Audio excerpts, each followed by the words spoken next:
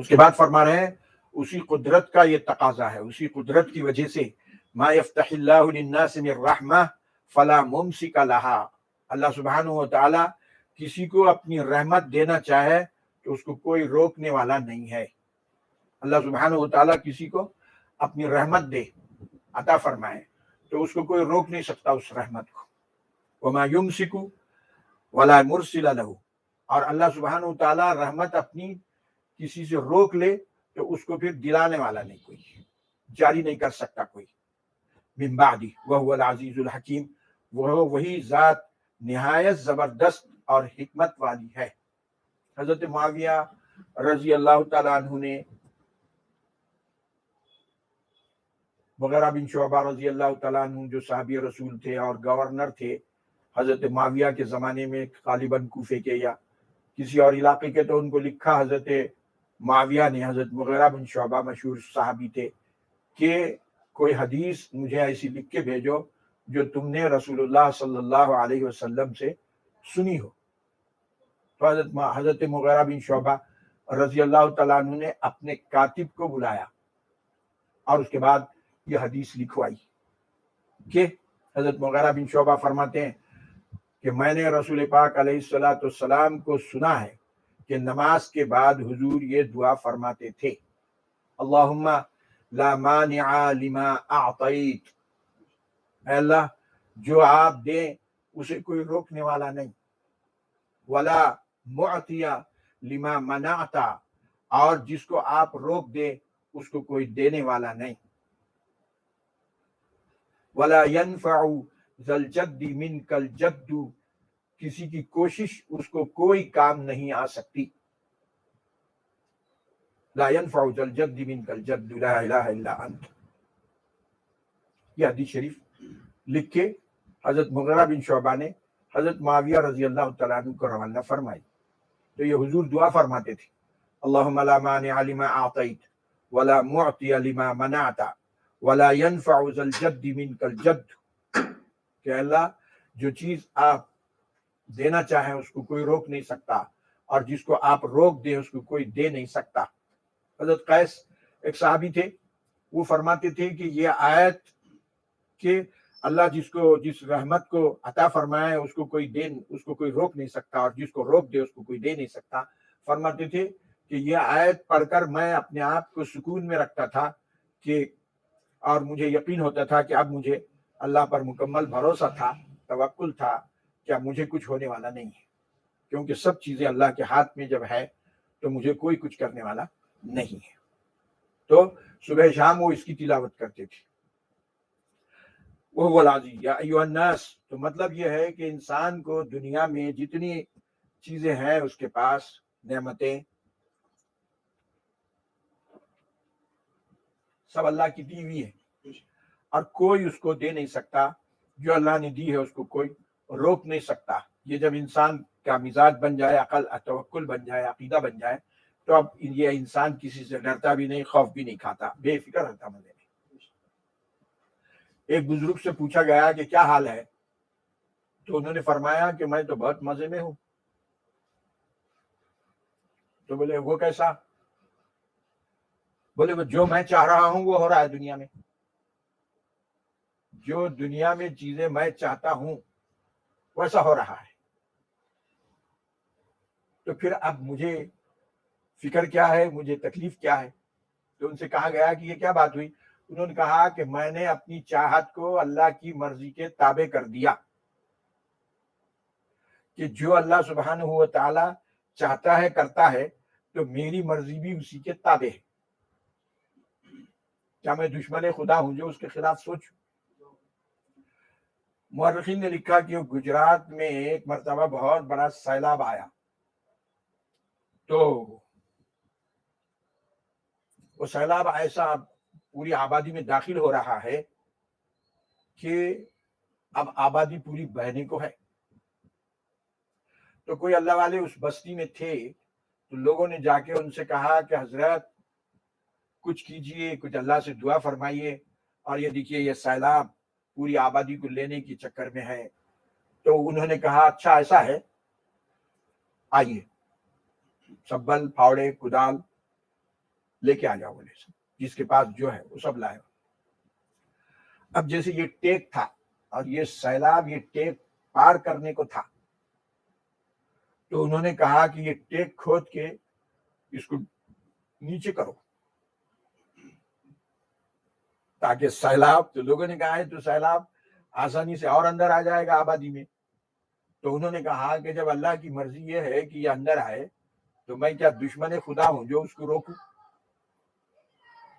چنانچہ لکھا تاریخ والوں نے کہ وہ سیلاب رک گیا اور آبادی محفوظ رہ گئی۔ تو یہ ہے کہ یہ آیت صاف بتاتی ہے کہ جو بھی نعمت انسان کو ملتی ہے اللہ کی جانب سے ہے، جو بھی تکلیف انسان کو ہوتی ہے اللہ کی جانب سے ہے، اس کو اللہ کی مرضی کے تابع ہونا چاہیے۔ اور اس قسم کی فکر اور عقیدہ اگر بن گیا تو انسان بے فکر ہوتا ہے۔ ہم لوگ کیا تکلیف میں اس لیے ہے ہم لوگ کہ ہم لوگ اللہ سبحانہ و تعالیٰ کو تجاویز پیش کرتے ہیں کہ اللہ ایسا کر، اے اللہ ویسا، اللہ کو ہم تجاویز دے رہے ہیں، پروپوزلز دے رہے ہیں کہ ایسا کر اور ویسا، جب ویسا نہیں ہوتا تو ہم کو تکلیف ہوتی۔ تو اس لیے صحیح انسان کو زندگی گزارنے کا طریقہ یہ ہے کہ اپنی مرضی کو اللہ کی مرضی میں ضم کر دے کہ جو اللہ چاہے وہ ہوتا ہے، تو پھر میں وہی چاہتا ہوں جو اللہ چاہتا ہے۔ حضرت داموس بنی اسرائیل میں ایک بزرگ تھے،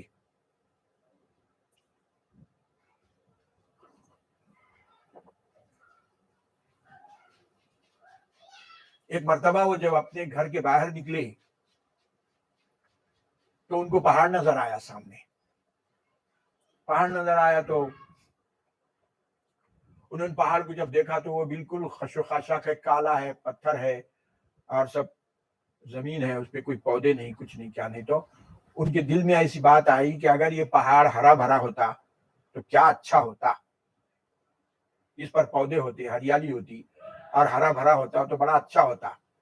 تو اللہ سبحانہ و تعالیٰ کی جانب سے ان کو القا ہوا، کوئی نیک بات دل میں ڈالے جانے کو القا کہتے ہیں، یا کشف بھی ہوتا ہے۔ کشف کے معنی یہ ہوتے ہیں کہ عالم چونکہ مختلف ہے، جیسے ہم لوگ پیدا ہونے سے پہلے ہم عالم ارواح میں تھے، پیدا ہونے کے بعد ہم ماں کے پیٹ کے ذریعے اس عالم دنیا میں آئے، اور اب موت کے ذریعے ہم عالم برزخ میں جائیں گے، اور پھر قیامت کے ذریعے ہم عالم آخرت میں جائیں گے۔ تو یہ عوالم بدلتے رہتے ہیں۔ اب ہم اس وقت عالم دنیا، یا اس کو عالم ناسوت بھی کہتے ہیں، یا عالم اجسام بھی اس کو کہتے ہیں۔ تو یہ عالم ہے یہ۔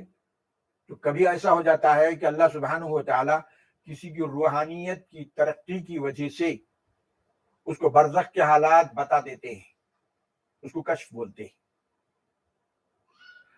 چلتے چلتے جو قبر ہے اس میں کیا ہو رہا ہے معلوم ہو جاتا ہے۔ جیسے رسول پاک علیہ الصلوۃ والسلام ایک مرتبہ آپ تشریف لے جا رہے تھے، آپ نے دیکھا کہ دو قبریں ہیں، تو آپ نے اتر کر، سواری سے اتر کر ان دو قبروں پہ ایک ٹہنی لی، اس کے دو ٹکڑے کر کے لگائے، اور فرمایا کہ یہ دونوں عذاب میں مبتلا ہیں، اور عذاب بھی ان کو کسی بڑی چیز کی وجہ سے نہیں ہو رہا، مطلب ایسی چیز نہیں تھی کہ جس سے بچنا بڑا مشکل تھا، آسان تھا، مگر یہ قبر والا جو ہے اس میں نہیں بچتا تھا۔ تو حضور نے فرمایا کہ یہ پیشاب کے قطروں سے بچتا نہیں تھا، اور فرمایا کہ یہ ٹہنی جب تک ہری رہے گی اس پر، اس کو عذاب میں تخفیف ہوگی۔ تو بزرگوں نے، محدثین نے لکھا کہ وہ حضور پاک علیہ الصلوۃ والسلام کے ہاتھ کی برکت کی وجہ سے، حضور کے خصوصیات تھے، اس کا عذاب اٹھ گیا۔ تو بہرکیف یہ جو حضور نے جو دیکھا قبروں میں ہو رہا، اس کو کشف بھی کہتے ہیں۔ تو ایک چیز ہے القا اور ایک ہے کشف۔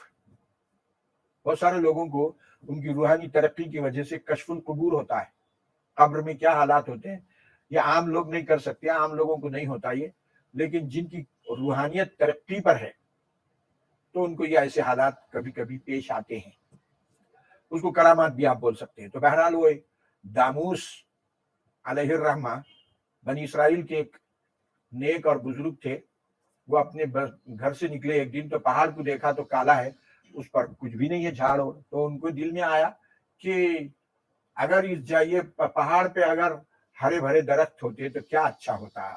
تو ان کو القاء ہوا اللہ کی جانب سے کہ داموس تم نے تو ہماری عبادت چھوڑ کے ہم کو مشورے دینے شروع کر دیے ہیں. ہماری تخلیق میں تم کو کمزوری اور نقص نظر آ رہا ہے. اب وہ متنبہ ہو گئے, اللہ کی طرف رجوع ہو گئے اور انہوں نے کہا مولا میرے سے غلطی ہو گئی, معاف کر دے, اور جب تک تو میری اس گستاخی کو معاف نہیں کرے گا میں کھاؤں گا پیوں گا نہیں, نہ کھاؤں گا نہ پیوں گا.